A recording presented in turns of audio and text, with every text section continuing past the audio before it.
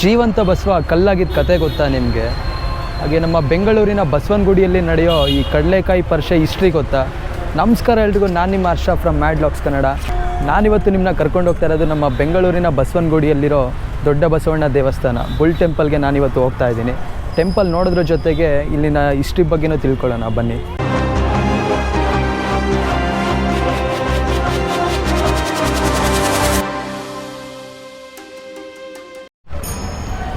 ಈ ದೊಡ್ಡ ಗಣಪತಿಯ ಹಿಸ್ಟ್ರಿ ಏನಂದರೆ, ನಾಡಪ್ರಭು ಕೆಂಪೇಗೌಡರು ಒಂದಿನ ಈ ರೋಡಲ್ಲಿ ಹೋಗ್ಬೇಕಾದ್ರೆ ಈ ಬೆಟ್ಟದಲ್ಲಿರೋ ಒಂದು ಶಿಲೆನ ನೋಡ್ತಾರೆ. ಅದು ಗಣೇಶನ ಆಕಾರದಲ್ಲಿ ಕಾಣಿಸಿದ್ರಿಂದ ಅದನ್ನು ಗಣೇಶ ಮೂರ್ತಿಯಾಗಿ ಮಾಡಿ ದೇವಸ್ಥಾನ ನಿರ್ಮಿಸಬೇಕು ಅಂತ ಮಾಡಿದ್ರಂತೆ.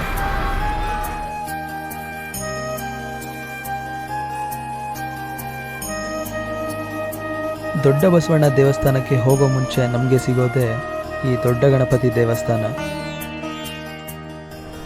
ಕಡಲೆಕಾಯಿ ಪರಿಷೆ ನಡೆಯೋ ಸಮಯದಲ್ಲಿ ಈ ಗಣೇಶನಿಗೆ ಬೆಣ್ಣೆ ಅಲಂಕಾರ ಮಾಡ್ತಾರೆ. ತುಂಬಾ ಅದ್ಭುತವಾಗಿರುತ್ತೆ.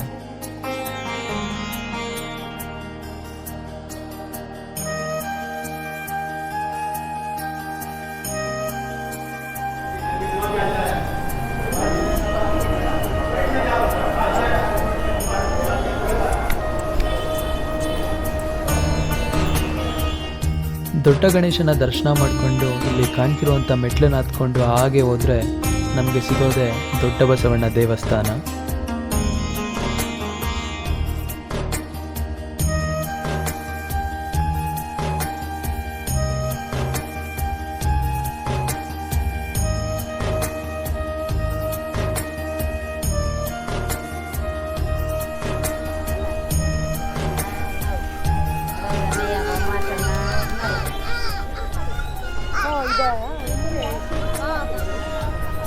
ನೀವಿಲ್ಲಿ ನೋಡ್ತಿರೋದೇ ದೊಡ್ಡ ಬಸವಣ್ಣ ದೇವಸ್ಥಾನ. ಪ್ರತಿಯೊಂದು ಜೀವಿಯಲ್ಲೂ ದೇವರನ್ನು ಕಾಣುವಂಥ ಧರ್ಮ ಇದ್ದರೆ ಅದು ನಮ್ಮ ಸನಾತನ ಧರ್ಮ. ಶಿವ ಎಲ್ಲಿರ್ತಾರೋ ಅಲ್ಲಿ ಅವರ ವಾಹನದಂಥ ನಂದಿ ಇರುತ್ತೆ. ಆದರೆ ನಂದಿಗೋಸ್ಕರ ಸಪ್ರೇಟ್ ಆದಂಥ ಒಂದು ದೇವಸ್ಥಾನ ಇದೆ ಅಂದರೆ ಅದು ನಮ್ಮ ಬೆಂಗಳೂರಿನ ಬಸವನಗುಡಿಯಲ್ಲಿರೋ ಈ ದೊಡ್ಡ ಬಸವಣ್ಣ ದೇವಸ್ಥಾನ. ಇಲ್ಲಿ ನಂದಿಗೋಸ್ಕರನೇ ಪ್ರತ್ಯೇಕವಾದಂಥ ಒಂದು ದೇವಸ್ಥಾನ ಮಾಡಿದ್ದಾರೆ.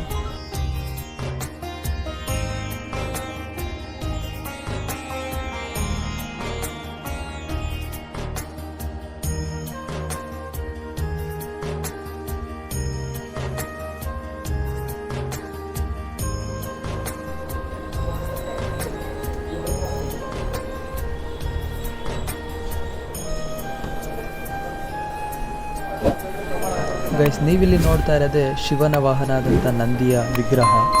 ಈ ವಿಗ್ರಹವು ಪ್ರತಿ ವರ್ಷ ಬೆಳೀತಾ ಇದೆಯಂತೆ. ಇದು ತುಂಬ ಎತ್ತರಕ್ಕೆ ಯಾವಾಗ ಬೆಳೆಯುತ್ತೆ ಆವಾಗ ಇಡೀ ಜಗತ್ತೇ ನಾಶ ಆಗುತ್ತೆ ಅಂತ ಹೇಳ್ತಾರೆ. ಹಾಗೆಯೇ ಇದು ತುಂಬ ಎತ್ತರಕ್ಕೆ ಬೆಳೆದ್ರೆ ಪೂಜೆ ಮಾಡೋದಕ್ಕೆ ಕಷ್ಟ ಆಗುತ್ತೆ ಅಂತ ಆ ನಂದಿಯ ಮೇಲೆ ಒಂದು ತ್ರಿಶೂಲವನ್ನು ಹೊಡೆದಿದ್ದಾರೆ. ಸೊ ಅವಾಗಿಂದ ಇದು ನಂದಿ ಬೆಳೆಯೋದು ಸ್ಟಾಪ್ ಆಗಿದೆ ಅಂತ ಇಲ್ಲಿನ ಅರ್ಚಕರು ಅಂದರೆ ಪೂಜೆ ಮಾಡೋರೆಲ್ಲರೂ ಹೇಳ್ತಾರೆ.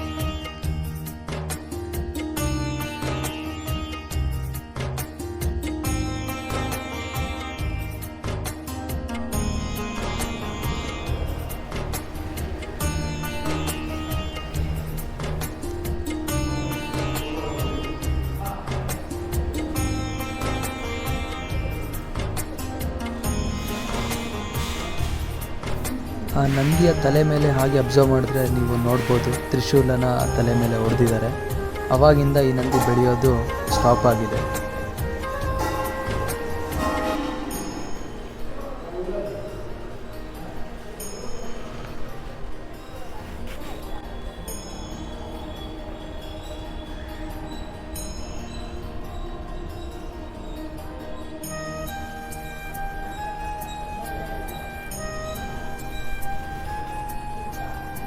ನಮ್ಮ ಬೆಂಗಳೂರು ಬೃಹತ್ ನಗರ ಆಗೋಕ್ಕಿಂತ ಮೊದಲು ಒಂದು ಹಳ್ಳಿ ಆಗಿತ್ತು.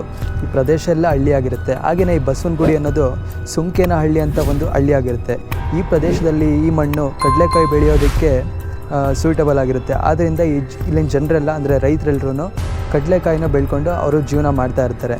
ಸೊ ವ್ಯವಸಾಯನೇ ಅವರ ಮೂಲ ಕಸಬು, ಅಂದರೆ ಅವ್ರ ಕೆಲಸ ಆಗಿರುತ್ತೆ. ಜೊತೆಗೆ ಅದರಿಂದ ಬರೋ ಇನ್ಕಮಿಂದನೇ ಅವರು ಜೀವನ ಮಾಡ್ತಾ ಇರ್ತಾರೆ. ಸೊ ಹೀಗಿರಬೇಕಾದ್ರೆ ಒಂದು ಅಪರಿಚಿತ ನಂದಿ ಅಂದರೆ ಒಂದು ಗೂಳಿ ಬಂದು ಅದನ್ನೆಲ್ಲ ತಿಂದು ಹಾಳು ಮಾಡ್ತಾ ಇರುತ್ತೆ. ಸೊ ಯಾರು ಇಲ್ದಿರೋ ಟೈಮಲ್ಲಿ ನೈಟ್ ಟೈಮಲ್ಲಿ ಬಂದು ಅದನ್ನು ತಿಂದು ಹಾಳು ಮಾಡ್ತಾ ಇರುತ್ತೆ. ಈ ಜನರಿಗೆಲ್ಲ ತುಂಬ ಕನ್ಫ್ಯೂಸ್ ಆಗುತ್ತೆ. ಅಂದರೆ ಇದರಿಂದ ತುಂಬ ಪ್ರಾಬ್ಲಮ್ ಆಗ್ತಿರೋದ್ರಿಂದ ಯಾರು ಈ ಥರ ಮಾಡ್ತಾ ಇರೋದು, ಈ ಗೂಳಿ ಯಾರ್ದು, ಇದ್ರ ಓನರ್ ಯಾರು ಅಂತ ತುಂಬ ಯೋಚನೆ ಮಾಡೋಕ್ಕೆ ಸ್ಟಾರ್ಟ್ ಮಾಡ್ತಾರೆ.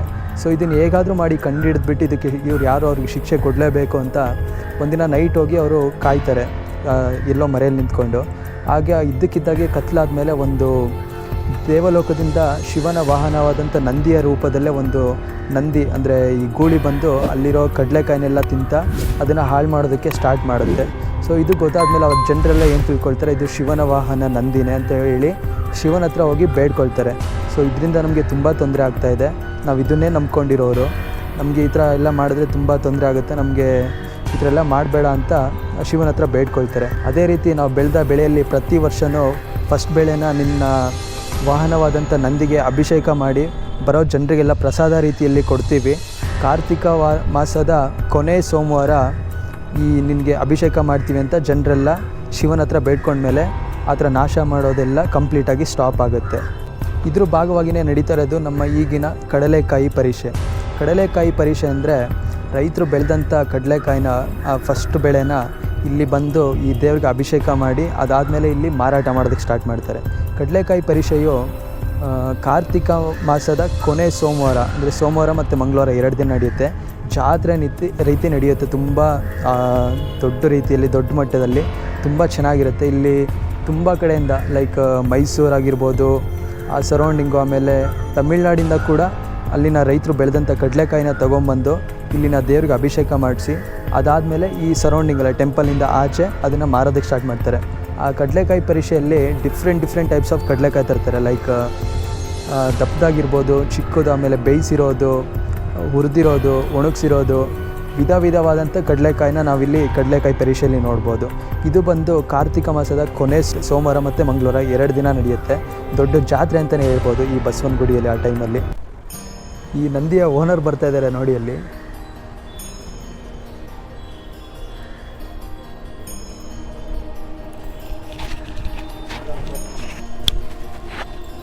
ಏನು ಹೆಸರು?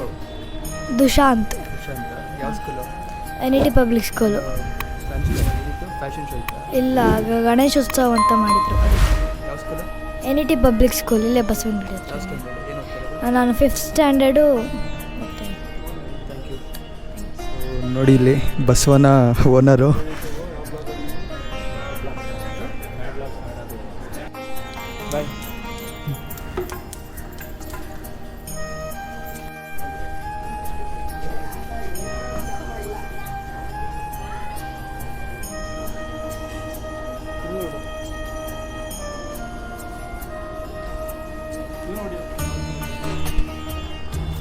ಶಿವನ ಹತ್ತಿರ ಈ ಥರ ಬೇಡ್ಕೊಂಡ್ಮೇಲೆ ಆ ಬಸವ ಬೆಳೆ ಹಾನಿ ಮಾಡೋದನ್ನೆಲ್ಲ ನಿಲ್ಲಿಸ್ಬಿಡುತ್ತೆ. ಅದ್ರ ನೆನಪಿಗೋಸ್ಕರ ಇಲ್ಲೇ ಒಂದು ಬಸವನ ಮೂರ್ತಿನ ನಿರ್ಮಿಸಿ ಅದಕ್ಕೆ ಪೂಜೆ ಮಾಡೋದಕ್ಕೆ ಸ್ಟಾರ್ಟ್ ಮಾಡ್ತಾರೆ ಅಂತ ಒಂದು ಕತೆ ಹೇಳುತ್ತೆ. ಇನ್ನೊಂದು ಕತೆ ಏನು ಹೇಳುತ್ತೆ ಅಂದರೆ, ಆ ಬಸವನ ಜನರೆಲ್ಲ ಫಾಲೋ ಮಾಡ್ಕೊಂಡು ಹೋಗಿ ಹಿಡಿಯೋಕೆ ಹೋದಾಗ ಆ ಬಸವ ಈ ಬೆಟ್ಟದ ಹತ್ರ ಬಂದು ಮಾಯ ಆಗುತ್ತೆ. ಸೊ ಮಾಯ ಆಗಿ ಅದೇ ಜೀವಂತ ಬಸವ ಕಲ್ಲಾಗಿದೆ ಅಂತ ಹೇಳ್ತಾರೆ. ನೀವಿಲ್ಲಿ ನೋಡ್ತಾ ಇರೋದು ಕಡಲೆಕಾಯಿ ಪರಿಷೆ. ನಾನು ಆಗಲೇ ಹೇಳಿದ್ನಲ್ಲ, ಜನರು ಬೇರೆ ಕಡೆಯಿಂದ ಬಂದು ಅವ್ರು ಬೆಳೆದಿರೋಂಥ ಕಡಲೆಕಾಯಿನ ಇಲ್ಲಿ ಮಾರಾಟ ಮಾಡ್ತಾರೆ.